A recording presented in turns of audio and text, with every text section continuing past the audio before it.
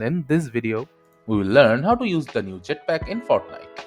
So using the jetpack in Fortnite is extremely simple. Firstly, all you need to do is after looting the jetpack, you need to equip it with the equivalent hotkey that is set below it.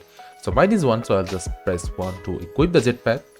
And now in order to use this jetpack, I'll just double tap space and it will start going up in the air.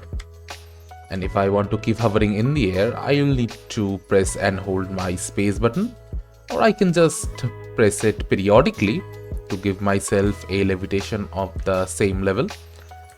And now in order to move, I'll just use my movement keys, and combining it with mouse also works. And in order to get down from a certain place, all you need to do is like get up to that height. And you can just press gently and you will come down in a few minutes of time.